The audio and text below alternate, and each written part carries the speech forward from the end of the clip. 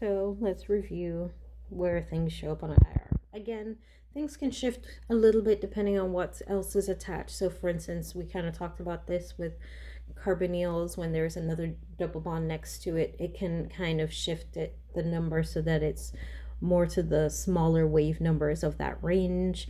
We call that it, and if you're in organic 2, you will talk more about it, which is conjugation, and that's because of resonance, and it kind of averages out the number a little bit. We'll talk more about that in organic 2. So conjugation is not a term that I need you to know, but it's a term for inorganic until organic 2, but it is a term that I've mentioned before. So IR has a pattern. The first things, and IR kind of goes in the opposite direction numerically as the NMRs do. So the higher number, sorry, not numerically, it's a much higher number than the proton and the carbon NMR. So in the higher numbers, that is where you're going to see hydrogens attached to electronegative elements. And the ones that we focused on have been H's on oxygen, H's on nitrogens, and then next door to those are going to be your hydrogens to carbons. So let's first start talking about the OH and NH.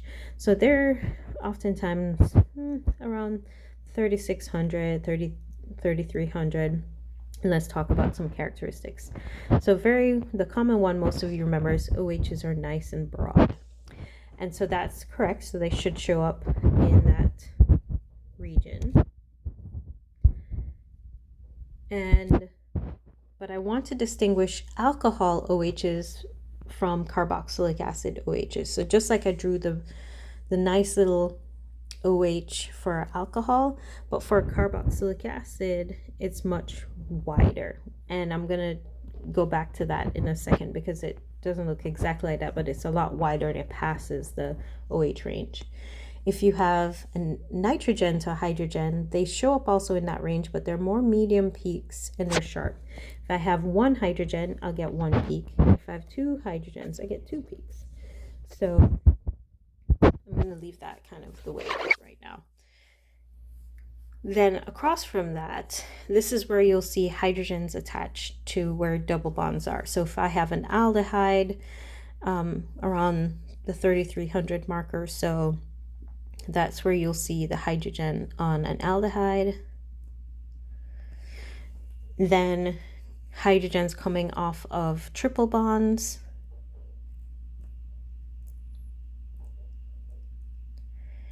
And then we see double bonds are next door.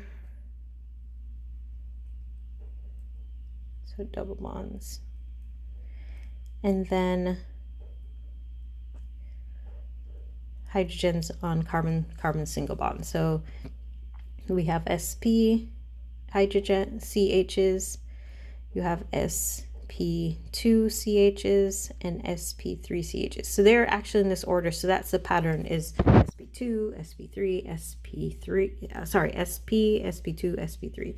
So the sp3s are less than 3000. So they're around like 29 like 2995-ish to I generally we don't see them lower than 2800-ish.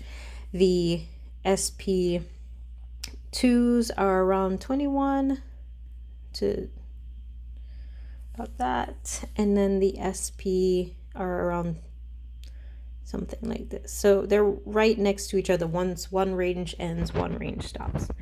And then we typically have a big gap. We may see carbon-carbon triple bonds show up here, carbon-nitrogen triple bonds show up here. So that bond, since this bond is very tight and very strong and can't like vibrate very much, because remember, this is all about vibration. So the OHs can vibrate very easily, the NHs can vibrate each very easily. Then as we're having the hydrogens can kind of vibrate and stretch and move on the carbons, but on a double bonded carbon it moves a little bit more than on a single bonded carbon, and so the order has to do with that. The other thing we sometimes see, but this is more from a experimental perspective, is CO2 also shows up in this area. But our next major areas where our carbonyls show up. So carbonyls usually show up around 1800 to about 1650. Most show up around 1800, but if you have like a conjugated double bond or ester or something like that, they'll show up here. But the characteristic peak here is that they're very long. So when we say that, we call that sharp. And then right next to it, so carbon oxygen, so then what other kind of double bond there is? So there's carbon nitrogen. So carbon nitrogen tends to show up close by, but we don't see that very often in organic too. So our next major one is carbon carbon double bond. So those usually are smaller peaks, but they usually show up around 1640 to about 1450. So they're more of a range. And then from there, we see carbon to oxygen, single bonds, carbon to nitrogen. So again, there's a pattern, carbon to oxygen, carbon to nitrogen, and then carbon to carbon. So a lot falls under carbon to carbon, so we kind of ignore it. So if you see like a carbon to oxygen bond or a carbon to nitrogen bond, those are around like 1200 to like 1000. Again, we haven't seen too many carbon to nitrogens, but they show up in that range. Sometimes they're a little hard to pick up because more things start showing up in that range that we've talked about. Over 1000 is where we see the fingerprint region. And this is where if you had two spectra that were identical structures, they should map on top of each other in that range easily because lots of other things can fit. So since we're talking about functional groups, the other things that fall in this range but aren't ones that I want you to remember right now are where you have halogens. So Ci, CBr, CCl, CF, all of those also fall under the fingerprint region as amongst other things. So unless you're looking for a very specific thing, those also fall under the aromatic range. So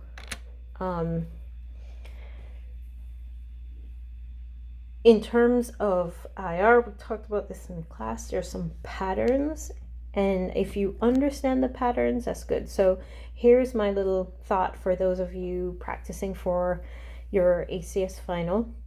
Look at the structures first and look at what functional groups are in those structures in the answers. By looking at the answers, you can know, okay, I see two structures where there's a carboxylic acid. I see two structures where there is just an alcohol. How do I tell the difference between the two? And that's my next point. So first, just start out with the functional groups and characterize the functional groups, which means you need to know your functional groups, right? So this is, if you haven't learned them yet, like take some flashcards and memorize them in like 10 minutes. So the big difference between an OH and a carboxylic acid. So the OH peak, just a regular OH peak, is nice and smooth, and it's usually around, about 3600-ish, kind of between them, about 3300. So just a regular alcohol peak. Now, if you had water, it also shows up in that area. With a carboxylic acid, it also can start at the 3600, but it sometimes can extend to the 3000 range. And so it extends, but what also falls under the 3000 range? The CHs. So oftentimes what you'll see is these jaggedy peaks underneath it. It's because the CHs are underneath that peak. So we typically will see something that might look like this. And that's not because the OH looks like that peak. It's because their CH is kind of buried underneath it. And so it kind of looks like that. I mean, there are some examples in the ACS study guide like that, in your textbook like that. So this is a characteristic that we looked at. One of the reasons that the carboxylic acid is so broad is because it forms what we call dimers. And that's because it's hydrogen bonding in a very different way. So it's hydrogen bonding where two molecules can get together and kind of hydrogen bond. That's what's causing the broadness, actually, even in the OH, is the hydrogen bonding. But the hydrogen bonding that is forming is not, it's strong, but it's not as strong as the carboxylic acid. So there's more ability for the molecule to be hydrogen bonding and forming these kind of dimers with our structure. Actually, it might be more like that. So that's just some tips.